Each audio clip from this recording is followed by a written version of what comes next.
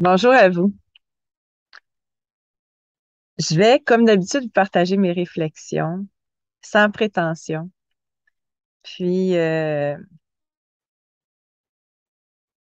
l'impression que cette vidéo, elle peut choquer certaines personnes, que vous serez peut-être pas d'accord avec moi sur certaines idées que j'ai.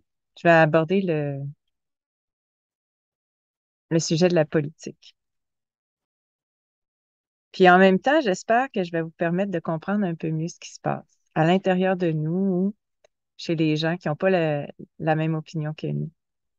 Il y a des théories qui existent ou des notions qui existent en psychologie qui nous permettent de comprendre ça, comme par exemple le biais de confirmation, c'est-à-dire le fait qu'on cherche toujours dans l'information qui est disponible les informations qui confirment nos idées, puis que celles qui confirment pas nos idées, ben, on va avoir tendance à les rejeter, puis c'est aussi en lien avec la notion de dissonance cognitive. Puis, j'ai l'impression, j'écoutais des gens dernièrement, puis j'ai l'impression qu'on peut aussi faire ce que j'appelle la gymnastique intellectuelle pour justifier certaines de nos opinions. Je vais vous expliquer ça tantôt, là. Mais je reviens à mon propos sur la politique, mais sur l'ensemble de ce qui se passe dans ce monde dans lequel on vit.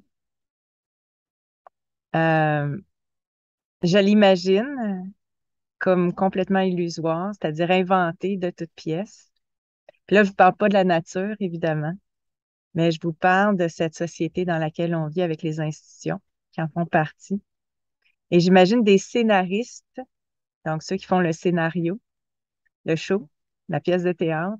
Ce sont les gens qui fabriquent de l'argent, qui ont eu l'autorisation par les gouvernements, entre autres le gouvernement américain, il y a très longtemps, de fabriquer l'argent.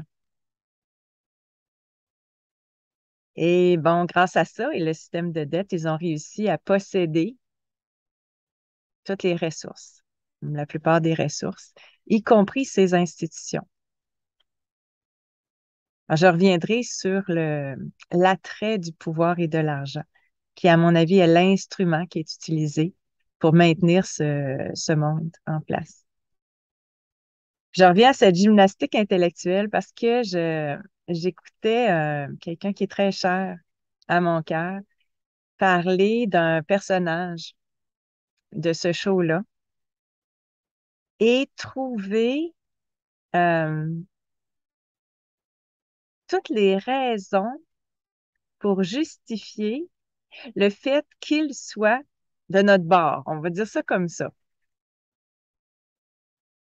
Puis quand je dis, je vais choquer peut-être certains d'entre vous, c'est que, à mon avis, tout, toute personne qui se présente à l'intérieur du système politique actuel fait partie du show, c'est-à-dire nous maintient dans ce monde-là.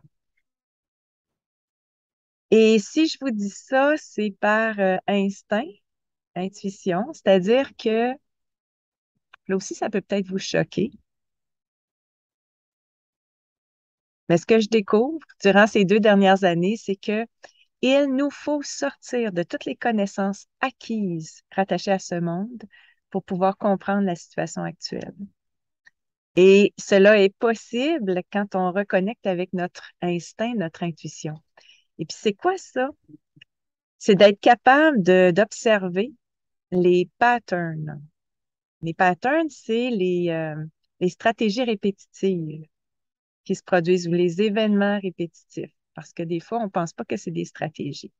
Puis, en ce qui concerne la politique, quand je remarque qu'un politicien s'y prend de la même façon qu'un autre politicien, puis encore une fois, un autre politicien dans un autre endroit du monde, par exemple, se prend de la même manière, là, j'observe un pattern, puis je me dis, oups, attention, je commence à avoir un petit doute sur la bonne foi de cette personne-là.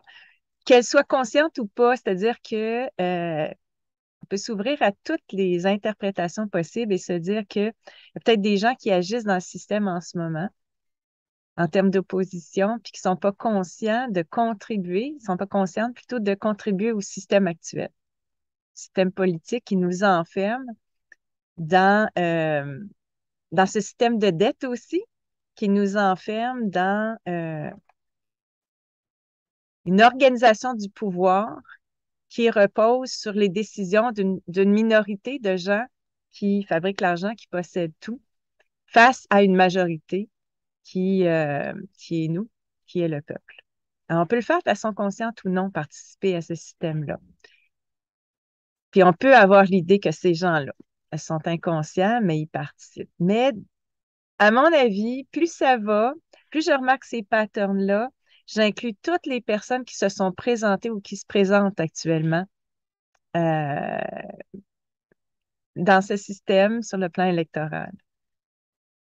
Alors, il y a un de mes grands amis qui est très, très lucide, qui, comme moi, remet en question l'alunissage. Vous savez, le fait que les Américains ont été sur la Lune avec les moyens du bord, avec des vidéos qui ont été effacées ou perdues selon la NASA, qui remet en question aussi l'attaque terroriste sur les tours jumelles. Donc, il remet en question plusieurs événements dramatiques humanitaires qui ont eu pour effet d'accentuer la surveillance internationale. Mais cette personne croit dans certains leaders politiques actuels. C'est une invitation à regarder jusqu'à quel point on va s'efforcer mentalement de dire qu'une personne est très stratégique, par exemple, en prenant telle et telle décision, en agissant de telle et telle façon, en croyant que cette personne-là euh, joue un jeu d'échecs en prévoyant les coups de son adversaire à l'avance. Si je reviens à l'instinct, notre instinct nous parle. C'est une réaction automatique très rapide qui vient avant la réflexion. C'est ça l'instinct ou l'intuition. Et quand après, on se voit faire cette gymnastique intellectuelle en trouvant des justifications à ces personnes-là, euh, c'est possible qu'on est en train de tomber dans le panneau. Puis pourquoi on fait ça? Parce que fondamentalement, on a tous besoin d'espoir, on a tous besoin de se dire que euh, on s'en va dans la bonne direction, qu'on a des gens qui sont de notre bord, des gens qui ont un statut, un pouvoir actuel dans ce monde-là et qui vont nous aider. Puis, bon, on ne veut pas utiliser le mot sauveur, mais ça revient un peu au même.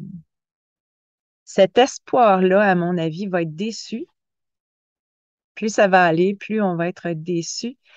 Et on va perdre cet espoir, mais va naître un nouvel espoir qui est plus solide et qui va reposer sur le pouvoir du peuple et non pas de ces individus. J'ai déjà parlé de l'opposition contrôlée en disant que c'est ce qui vous maintient dans la passivité, c'est ce qui vous retient dans un système de représentation politique qui a plus de sens maintenant.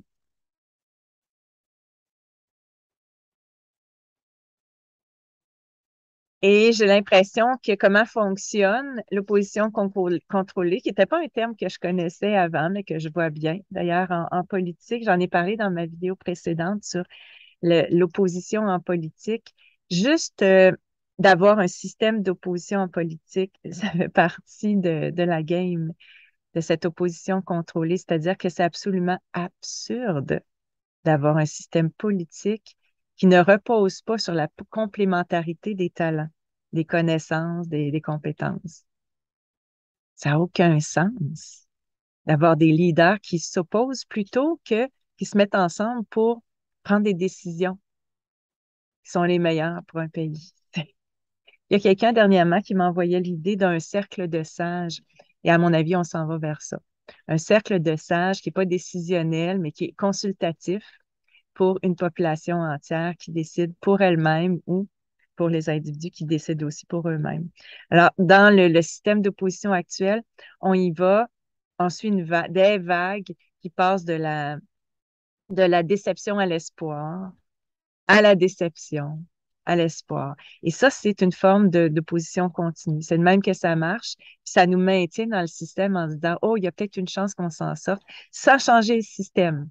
J'ai aussi déjà parlé d'un changement de premier niveau, puis de deuxième niveau. Premier niveau, c'est on change de moyen, mais pas le système, on change pas de paradigme. Puis le deuxième niveau, c'est vraiment changer de paradigme, c'est-à-dire ça, passer d'un système d'opposition à un système de complémentarité.